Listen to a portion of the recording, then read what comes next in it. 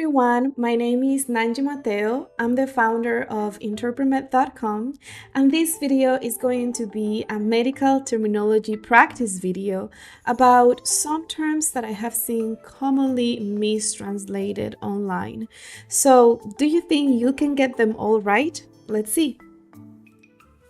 The first term is pinched nerve. So a pinched nerve occurs when you have a muscle or tendon compressing on a nerve on your back. And this causes a lot of pain and sometimes numbness and weakness as well. So how would you translate this term into your other language? Take a few seconds to think about that. Ready? Let's see the answer. Nervio pinzado. And I know that some of you may be like, what? Pinzado? I have never heard that word. Well, the thing is that the word pinchado, even though it may seem counterintuitive, means something a little bit different than pinch nerve. When you have the word pinchado, it means that you poked on something and you made that a liquid or air or a substance come out of that thing as a result of that poking. Imagine that you have a balloon and you poke on the balloon and then the air comes out or it explodes or bursts. So that's why pinchado has a different connotation. In this case, we are actually talking about compression. It's a muscle, tendon, or something that is pressing on that nerve. So that's why it's also called nervio comprimido or nervio pinzado. Did you get it right? Let me know in the comment section as you answer. Let's move on to the next one, medical form.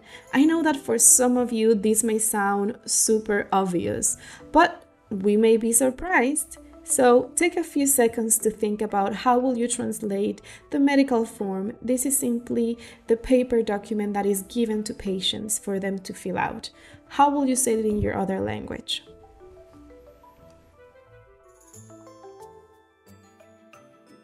All right, let's see the answer. Formulario médico. To some of you, this may sound completely okay. This is what no shock, no surprise here. But some others may think that it's also translated as forma médica, which unfortunately is not correct because the word forma means shape in Spanish. It doesn't mean form, as in a paper form or a digital form or document.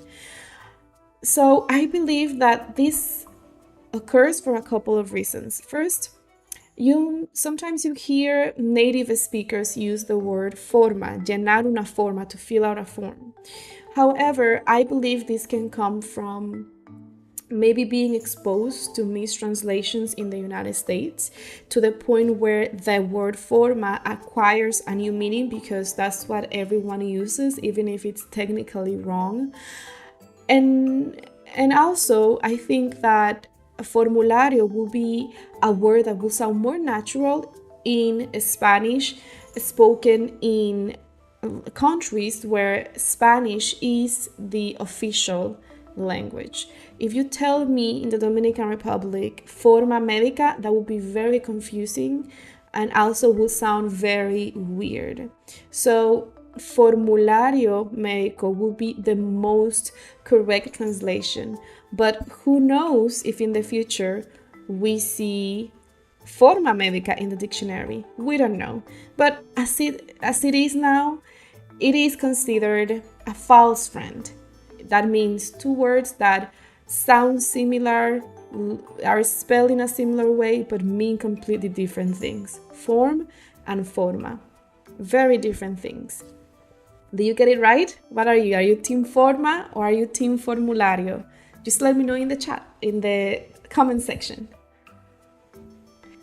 Let's move on to our next word, intoxicated. How will you translate this term into your other language?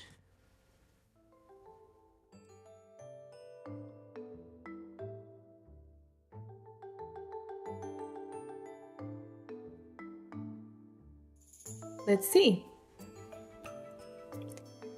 Bajo los efectos del alcohol o drogas. So this is another common false friend. Intoxicado and intoxicated.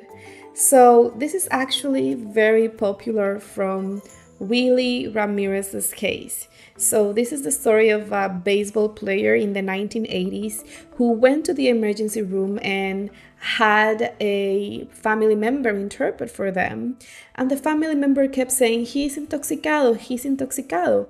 And of course, because in English it means to be under the effects of drugs or alcohol, the doctors thought that he was just drunk or under the effect of the drugs.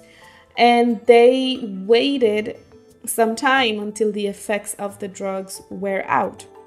Well, it turns out that Willie was actually having a stroke, and they delayed treatment for a considerable amount of time. It was so bad that he ended up becoming quadriplegic. So, intoxicated is certainly never intoxicado. Intoxicado in Spanish actually means food poisoned. So keep in mind how just one little word can have such an impact in someone's life. So that's why it is important to study your medical terminology and do practices like this one. So, do you get that right? Let me know in the comment section. Let's move on to our next term, ice pack. So this is what you buy at the pharmacy for things like menstrual cramps and put it on your tummy, or when you have a sore muscle and you want to alleviate some of that pain. That's the kind of ice pack that I'm referring to. So take a few seconds and think about how would you translate ice pack into your other language?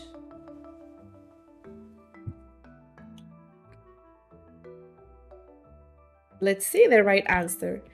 Compresa fría.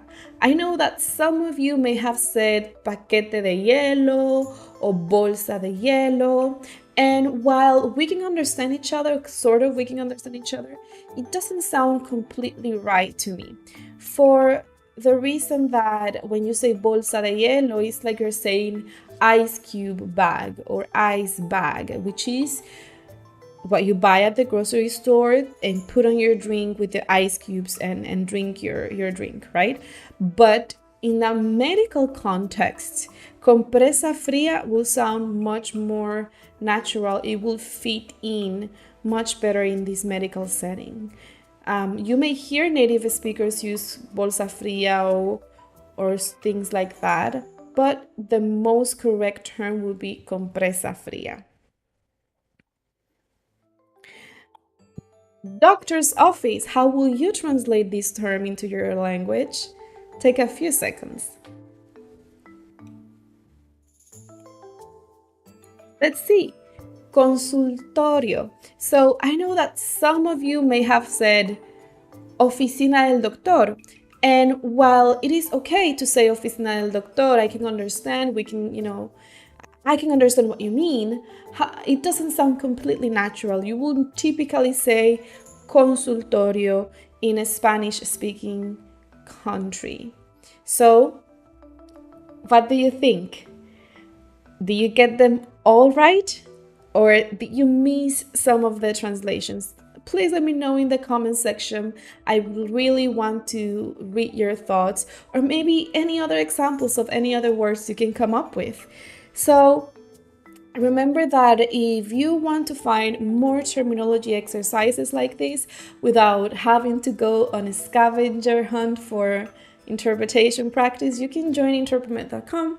We have tons of practice exercises that you will love and will help you strengthen your medical terminology, as well as consecutive and simultaneous interpreting exercises.